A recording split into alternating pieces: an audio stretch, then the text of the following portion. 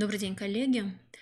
В последнее время все большее внимание уделяется системе оценки качества, и одно из направлений оценки качества – это как раз-таки объективность результатов оценочных процедур. Поэтому сегодня мы поговорим с вами о том, как важно выстроить деятельность образовательной организации по преодолению признаков необъективности. Фактически мы говорим о том, что еще в 2018 году была разработана так называемая методология проведения комплексного анализа результатов процедур оценки качества образования, государственных итоговых аттестаций, в соответствии с которой мы как раз с вами знаем, что есть различные оценочные процедуры. Это НИКО, ВПР, ОГЭ, ЕГЭ. К ним мы добавляем с вами республиканские проверочные работы, и к ним же мы добавляем с вами и итоговое сочинение изложения в 11 классе. Коллеги, к сожалению, уже на протяжении нескольких лет мы отмечаем, что, повторю, к сожалению, в Республике Коми есть образовательные организации с признаками необъективности. Что это значит? Это значит следующее, что есть ряд образовательных организаций, которые результаты оценочных процедур которых сильно разнятся. Либо же разнятся отметки, которые выставляет учитель, и результаты тех оценочных процедур, которые происходят в образовательной организации с внешней оценкой качества. Либо же разнятся результаты разнообразных оценочных процедур. То есть ВПР показатели низкие, либо наоборот высокие, ОГЭ, ЕГЭ, соответственно, либо высокие, либо наоборот очень низкие. В связи с этим такие школы попадают в зону необъективности. К чему это приводит? Это приводит к перепроверке тех или иных оценочных процедур. Я напоминаю, что так, например, по ВПР в этом году, в 2018-2019 учебном году, точнее уже, получается, в прошлом, в такую зону попало 23 образовательных организации. Мы с вами все прекрасно видели результаты этих образовательных организаций, и мы видели, что только одна из 24 школ по одному предмету не попала, собственно, подтвердила все свои результаты, вышла из состава школ с необъективными результатами. К сожалению, все остальные так и остались в этой зоне риска. В этой связи возникает ряд вопросов, которые мы поднимали и в вебинарах в прошлом календарном году, в ноябре, в декабре месяце, и планируем еще поднимать в рамках подготовки к проведению оценочных процедур всероссийских проверочных работ. И сейчас мы планируем проведение вебинара по итогам перепроверки итогового сочинения изложения. Коллеги, возникает масса вопросов. И есть как объективные причины попадания школ в список необъективных результатов, так и субъективные. Как избежать этих ситуаций, собственно говоря, мы сегодня с вами и поговорим. В целом вы видите, что самая важная цель – это, собственно говоря, даже не цель, а задача – это проведение комплексного анализа базы данных. И на основе этого комплексного анализа базы данных было разработано письмо Федеральной службы по надзору в сфере образования и науки. Это письмо, вы видите, уже достаточно старенькое, ему 2 года, о направлении рекомендаций по повышению объективности оценки образовательных результатов. Вы видите, что это письмо было направлено руководителям органов исполнительной власти и органам всех субъектов Российской Федерации в сфере управления образованием. Кроме того, коллеги, эти же рекомендации были направлены и во все образовательные организации Республики Коми. К сожалению, я так понимаю, что некоторые образовательные организации не уделили должного внимания этим рекомендациям. Поэтому Хотя фактически разработчики говорят, что рекомендации могут быть использованы для формирования и совершенствования стратегии развития, начиная с региональной и заканчивая школьной. Мы с вами уже неоднократно говорили, что Министерство просвещения Российской Федерации перед нами с вами ставит задачу следующего характера. Мы должны выстроить четкую систему методической работы, начиная от федерального уровня, через республиканский, муниципальный, и заканчивается, или наоборот начинается, тут как посмотреть, до школьного уровня. Соответственно, и все рекомендации пишутся для всех уровней. Мы должны выстроить с вами четкую вертикаль. Поэтому фактически мы говорим о том, что стратегия развития образования должна начинаться со стратегии развития образования каждой образовательной организации. В том числе все мы с вами пишем программы развития, планирование деятельности в области оценки качества образования. Мы с вами, начиная с 2016 года, пишем внутреннюю систему оценки качества образования каждой образовательной организации. Коллеги, тогда возникает вопрос, какие критериальные показатели вы заложили в эту систему оценки качества? Либо же у вас только заложены высокие показатели, написание ВПР, ОГЭ, ЕГЭ и так далее. Либо же вы закладываете туда несколько перекрестных показателей, которые позволяют проверить не только качество на количественном уровне, но еще и, собственно, непосредственно качество работы самой этой программы. Далее, фактически те меры, которые были указаны в тех рекомендациях, они применимы как при проведении оценочных процедур федерального уровня, например, ВПР, Всероссийские проверочные работы, так и проведение оценочных процедур муниципального уровня и даже школьного уровня. То есть отдельные оценочные процедуры на уровне образовательной организации. Мы говорим о том, что повышение объективности оценки образовательных результатов может быть достигнуто только в результате согласованных действий на всех уровнях управления образованием. И в данном случае я обращаюсь не только к методистам, методическим работникам и педагогическому коллективу образовательной организации, но и к методистам муниципальных методических служб, которые также должны были быть подключены к этому вебинару. Коллеги, подчеркну, что только согласованные действия на всех уровнях управления образования. Муниципальный, не побоюсь этого слова, региональный, то есть у нас с вами есть республиканские методические объединения, и Институт развития образования, с моей точки зрения, делает колоссальную работу в рамках этого направления. Мы проводим вебинары, мы проводим обучающие семинары, круглые столы, посвященные этой проблеме. Мы открыты для обсуждения, и если у вас возникают какие-то вопросы, милости просим, обращайтесь в Центр развития общего образования, социализации и воспитания личности. Наши коллеги всегда готовы вам помочь, а также на уровне образовательной организации. То есть четкая связь муниципалитет и образовательная организация. Итак, что мы говорим? Мы говорим о том, что для повышения объективности оценки образовательных результатов рекомендуется организовать комплексные мероприятия по 3 основным направлениям. Первое – это обеспечение объективности образовательных результатов в рамках конкретной оценочной процедуры в образовательных организациях. Коллеги, в данном случае мы с вами понимаем, что иногда случается следующая ситуация. Проанализировав сайты образовательных организаций Республики Коми, в том числе и из списка школ с необъективными результатами, попавших в этот список, мы видим, что у вас на сайтах, а сайт, подчеркну, это лицо вашей образовательной организации, на сайтах образовательных организаций мы видим, что основная образовательная программа, даже если написано в соответствии с требованиями ГОСов, а вот рабочие программы учебных предметов, различных учебных предметов, к сожалению, разнятся.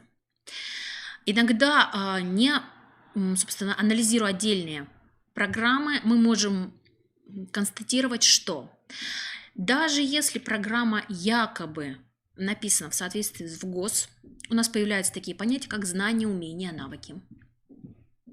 У нас нет уровня «ученик получит возможность научиться».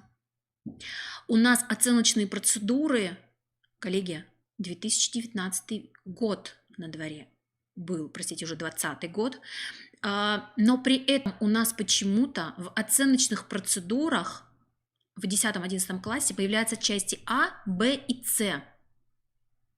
Мы с вами от этого ушли в 2015 году. С 2016 года у нас ЕГЭ с вами содержит 2 части. Соответственно, мы можем сделать вывод, что, коллеги, вы не обращаетесь к своим рабочим программам. И, к сожалению, рабочая программа у вас не рабочий документ. К сожалению. Кроме того, проанализировав ряд программ, можно сделать вывод о том, что не все в рабочих программах, в содержании рабочих программ отображены не все дидактические единицы, рекомендуемые к изучению. Тогда возникает вопрос, а каким образом вы реализуете эти дидактические единицы у себя на уроках в рабочем времени? Я молчу про то, что та учебная и дополнительная литература, которая указана в ваших рабочих программах, она морально устарела. Коллеги, учебники 1992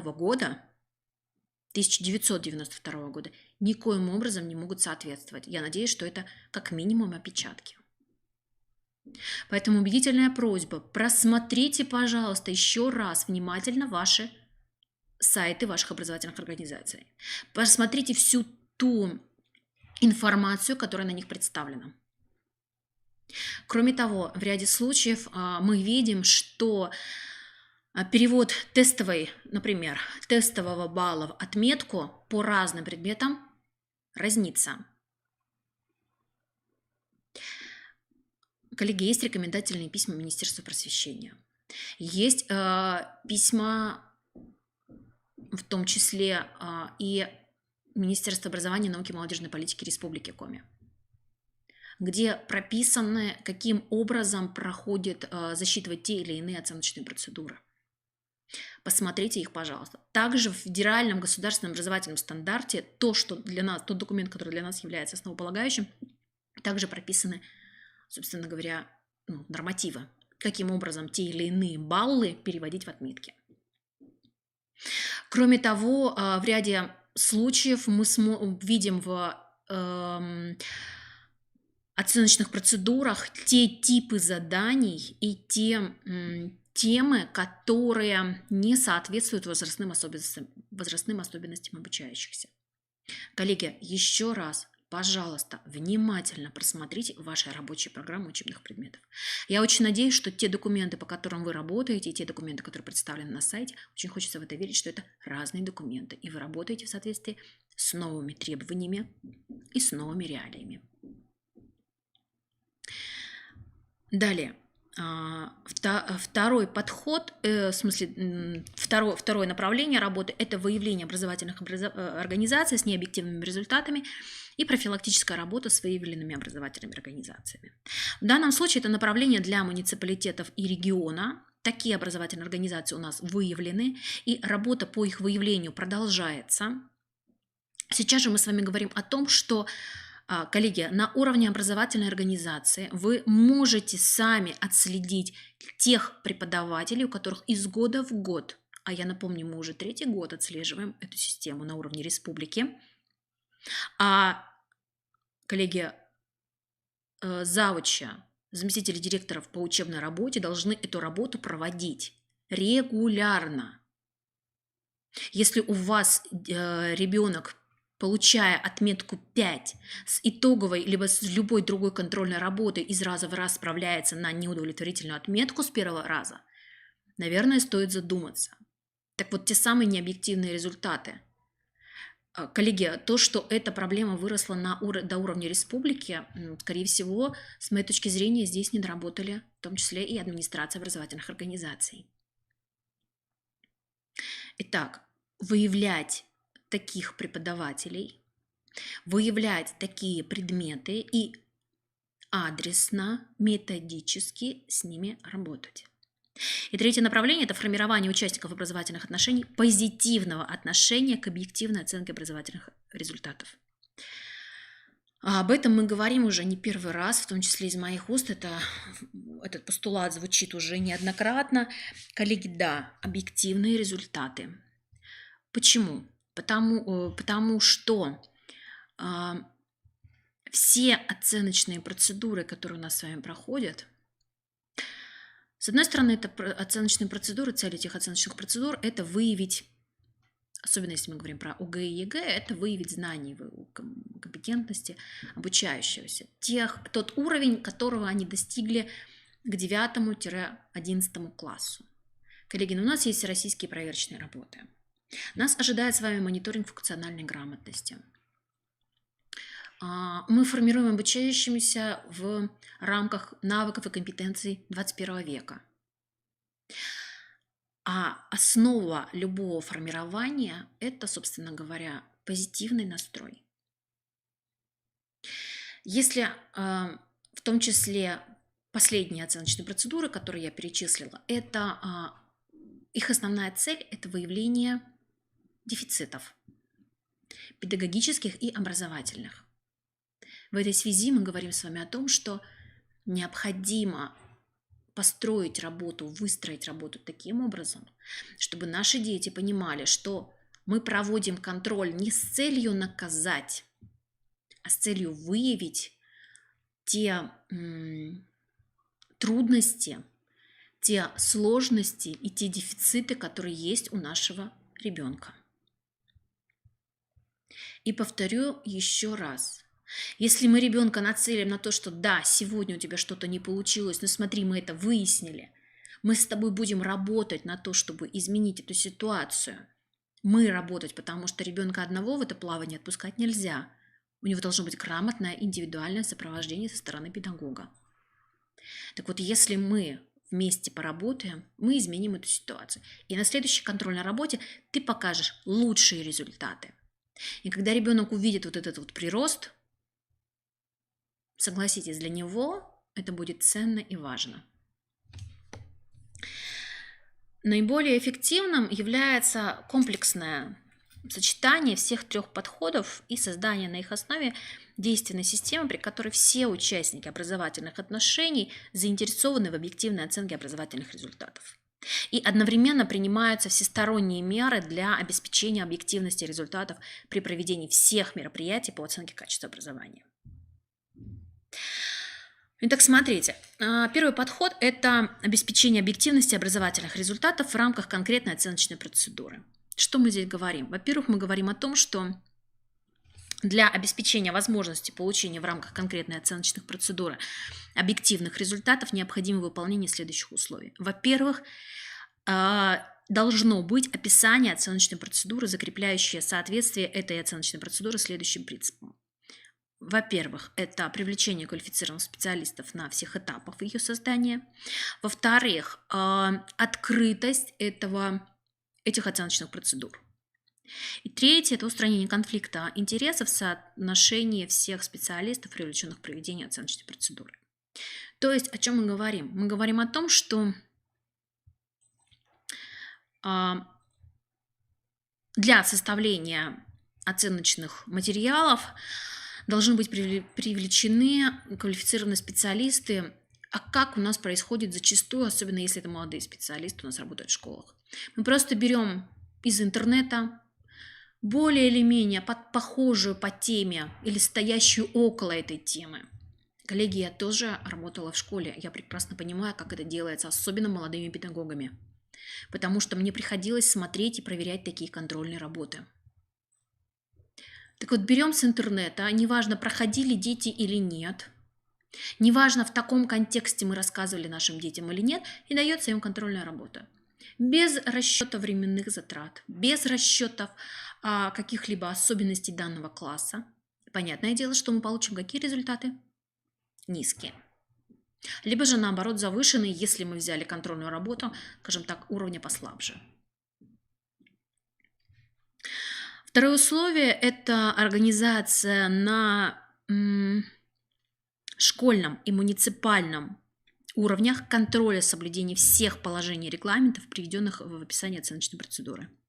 Контроль может в том числе осуществляться посредством привлечения независимых общественных наблюдателей, выезда муниципальных методических служб на место проведения, организация видеонаблюдений и так далее. Фактически мы говорим о том, что в ряде случаев, так, например, для проведения всероссийских проверочных работ, наличие общественных наблюдателей, оно вообще обязательно. Второй подход – это когда мы говорим о том, что выявление образовательных организаций с необъективными результатами. Почему? Почему такая ситуация возникает? Итак, выявление образовательных организаций с необъективными результатами оценочной процедуры федерального или регионального уровня может осуществляться аналитическими методами с использованием сравнения, как я уже говорила, уровня результатов оценочных процедур образовательной организации с уровнем результатов ЕГЭ с учетом контекстных данных об образовательной организации. Сравнение результатов образовательной организации с результатами образовательных организаций контрольной группы с учетом контекстных данных образовательной организации. В случае обнаружения признаков недостоверности результатов в образовательной организации настоятельно рекомендуется осуществлять перепроверку результатов. И вы знаете, что Институт развития образования занимается этой перепроверкой.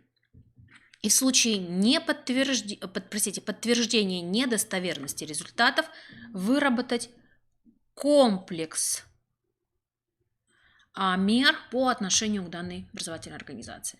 Я напоминаю, что одной из мер таких было личное собеседование директора образовательной организации в Министерстве образования, науки и молодежной политики Республики Коми с каждым директором. Если вы помните, это было в августе месяце. Кроме того, выстраивается индивидуальная система сопровождения образовательных организаций. Так, например, Институт развития образования выезжает в образовательные организации, и некоторые муниципалитеты уже воспользовались этой возможностью. Мы выезжаем в муниципалитет, проводим вебинары, обучающие семинары, разбор конкретных случаев, связанных непосредственно с представленными школами, с представленными, образовательными организациями и в данном конкретном регионе. И тогда в муниципалитете и так уже получается более, скажем так, адресная помощь. И фактически говоря, в рамках этого же направления Институт развития образования разработал систему адресной методической помощи школам с низкими и необъективными результатами. Это две разные программы, но тем не менее они действуют во взаимосвязи в ряде случаев. Коллеги, для того, чтобы выстроить работу по этому направлению, собственно говоря, предлагаю ознакомиться с представленными методическими рекомендациями, потому что в них же есть и приложение рекомендаций по организации проведения независимой процедуры оценки качества образования в рамках образовательной организации. То есть это должно стать как отправная точка для вашей работы. Ну и кроме того, хочу сказать, что в любом случае в рамках вот эти рекомендации, в рамках работы каждой школы необходимо разработать программу.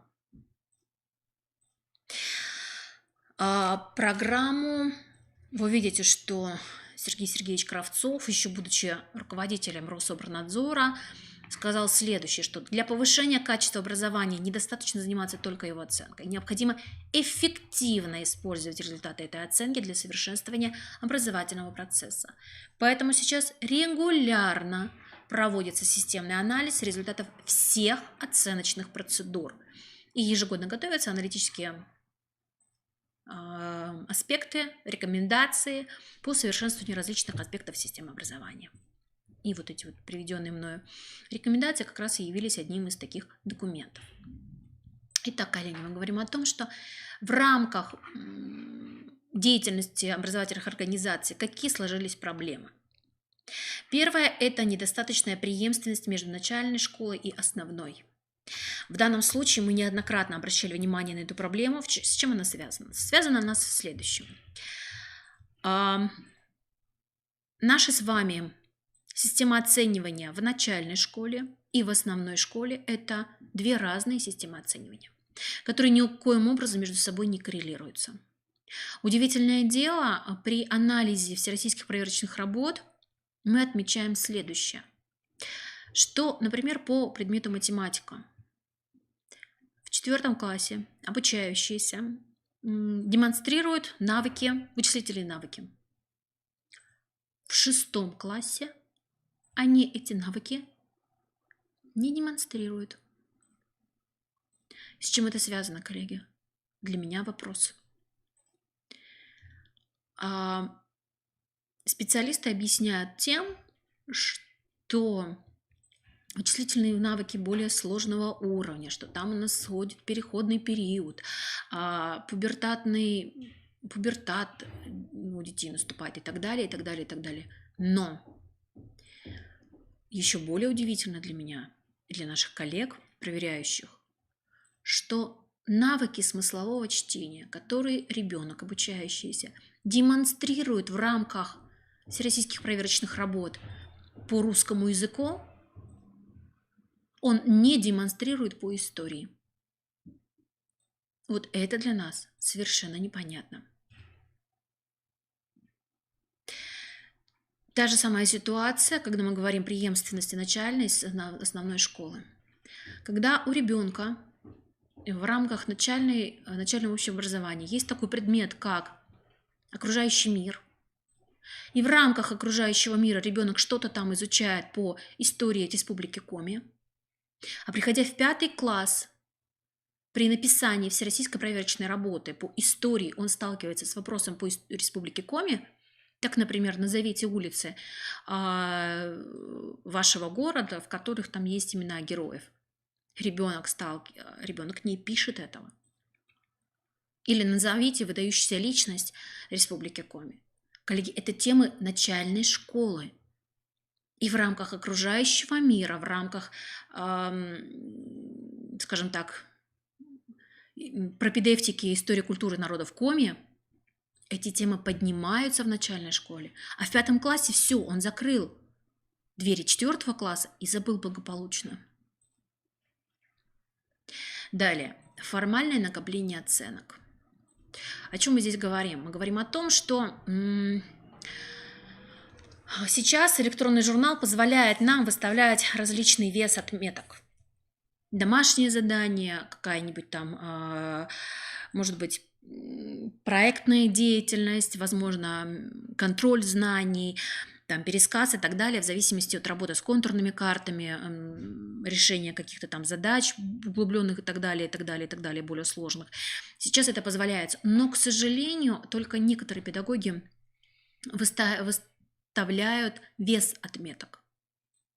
И поэтому понятное дело, что если ребенок, там, скажем, проболел и не написал ряд проверочных работ, а все домашние работы, пока он болел, он сделал, то отметка ему выставится в среднем за средняя арифметическая, причем в пользу ребенка. Поэтому в данном случае очень внимательно при выставлении отметок следите, за какие работы ребенок получал отметки. И если у вас ребенок получает только за домашние задания, выполнив их все, конечно, но при этом он не отвечал на уроки у вас, он не писал проверочные работы или писал их плохо, не так хорошо, как домашние, коллеги, учитывайте это при выставлении отметок. Далее. Очень часто у нас дети задают вопрос, а почему у меня вот такая отметка? В идеале мы говорим о том, что когда у детей есть привито такое понятие, как самооценка, самооценивание и взаимное оценивание, и когда мы на уроке детям озвучиваем, что не просто Иванов получил 2, или 3, или 4, или 5, а Иванов получил 3, потому что он ответил то-то, то-то, то-то, не хватило того-то. Коллеги, да, время тратится из урока, согласна, но тем не менее, тогда наша система оценивания будет прозрачна, понятна всем. Про формирование оценочных игроков и социальных стереотипов я даже останавливаться не буду. К сожалению, мы констатируем, что это у нас в современной школе есть, но на сегодняшнем этапе очень хочется надеяться, что это вот, знаете, как такой анахронизм, который мы с вами все-таки изживем.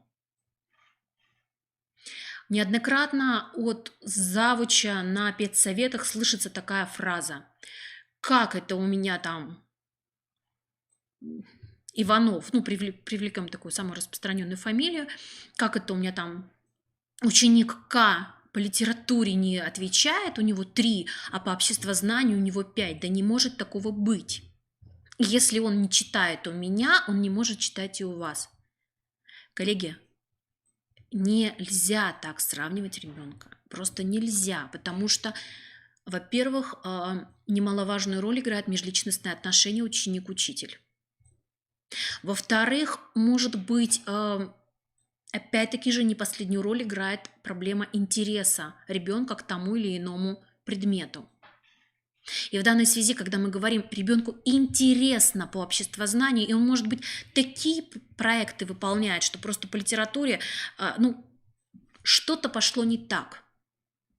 И нельзя ему, если по одному гуманитарному предмету 3, и по всем остальным гуманитарным предметам ставить такую же отметку. Вот о чем мы говорим про оценочные ярлыки. Низкая дифференцированность отметок, завышение или занижение отметок, это тоже есть. Механический подход учителя при выставлении итоговых оценок, то, о чем я уже говорила вам ранее, и порочная практика исправления оценок в конце четверти. Коллеги, электронный журнал в данном случае нам очень сильно помогает. Но, к сожалению, вот эта вот система точек, она остается. Коллеги, я знаю, что многие образовательные организации Республики Коми приняли решение о том, что электронный журнал закрывается, ну, то есть открыты последние 2 недели в электронном журнале. Все остальные отметки просто закрываются без права исправления, без права получения доступа к отметкам ранее, чем в 2 недели от сегодняшнего дня. И ведь это правильно.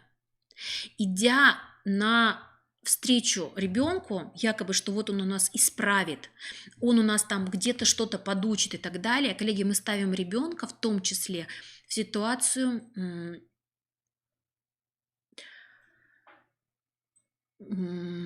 скажем так, очень даже невыгодную. Потому что мало того, что ему задаются домашние задания каждый день по тем предметам, которые он проходит, он еще должен тратить время на то, что он учит долги и так далее, тех вот времен начала четверти. Поэтому, пожалуйста, уходите вот от этой порочной системы, в том числе и переписывание по несколько раз контрольных работ. Ведь, положа руку на сердце, у нас ребенок не 1 раз контрольную переписывает. А бывает и 2, и 3, и 4, по принципу, пока не напишешь хоть что-нибудь. Коллеги, это медвежья услуга нашему ребенку.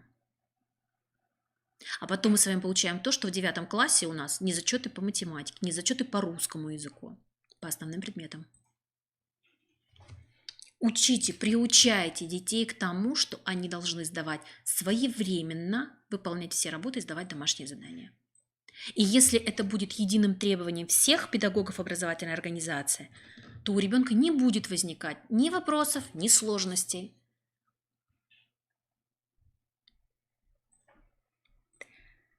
Итак, мы говорим о том, что существует 3 зоны риска.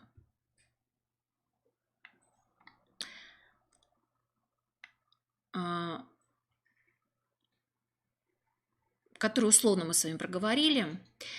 Итак, мы говорим о том, что необходимо разработать программу повышения эффективности. И посмотрите, мы говорим о том, что цель этой программы должна быть создание действенной системы объективного оценивания результатов образовательной деятельности обучающихся, в которой должны быть прописаны механизмы, формы и методы. Основные задачи программы, посмотрите. Организационно-методическая основа, нормативно-правовая база программы механизма взаимодействия. Повышение персональной ответственности каждого учителя в результате работы по овладению учащимся предметных результатов. Обеспечение кадрового сопровождения программы и повышение квалификации педагогов в области объективного оценивания результатов обучающихся. Сформирована система эффективного использования статистического анализа результатов всех оценочных процедур как составляющих элементов оценки качества образования. систематичность контроля за объективностью проведения оценочных процедур и открытость деятельности по ведению проекта. Осуществление мониторинга объективного оценивания претендентов на медаль, а это мы тоже с вами слышали и знаем, что, к сожалению, вот те псевдомедалисты обесценивают труд ребят, которые работали на получение медали, которые, не побоюсь этого слова, пахали для того, чтобы получить заветный красный аттестат. А при этом есть те, которые незаслуженно получают эти самые медали. И последняя задача – это создать систему эффективных и доступных информационных ресурсов в области объективности оценивания. И исходя из этого мы говорим о том, что должно быть 3 этапа. Первый этап – это интерпретационный, аналитический, когда мы анализируем,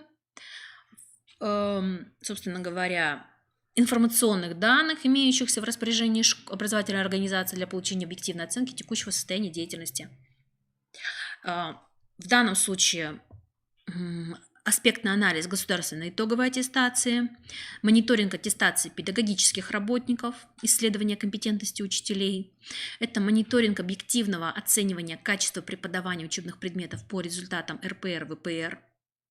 Причем анализ знания учителями критериев оценивания ВПР. В данном случае я подчеркну, что необходимо сначала оценить, насколько грамотно коллеги понимают критерии оценивания.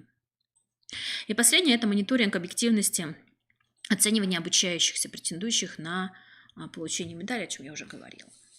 Второй этап – это практический этап, работа по созданию системы объективного оценивания результатов обучающихся с определением механизмов, форм и методов. В данном случае здесь необходимо подключить работу 3 групп. Это, как вы видите, администрация школы, школьное методическое объединение при привлечении помощи, в том числе и республиканских методических объединений, для ознакомления с лучшей практикой педагогической и так далее, и деятельность учителей-предметников. Ну и 3-й этап заключительный – это, собственно говоря,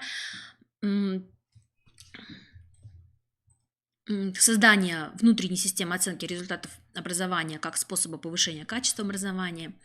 Это создание системы объективного оценивания результатов обучающихся с определением механизмов, форм и методов. Это создание диагностика консультационного центра для педагогов, родителей обучающихся на странице на школьном сайте. А я напомню, что сайт – это лицо образовательной организации. Ну и, конечно же, это обеспечение доступности детального описания алгоритма расчетов оценивания образовательных результатов обучающихся для того, чтобы наши дети про это знали. И последнее – это повышение профессиональной компетенции педагогов. На слайде представлены примерные ожидаемые результаты реализации аналогичной программы хотя бы на 1 учебный год. Коллеги, призываю вас к тому, чтобы разработать такие программы. Это поможет вам справиться с проблемой необъективности результатов оценочных процедур. Институт развития образования всегда готов вам помочь. Наши контакты представлены.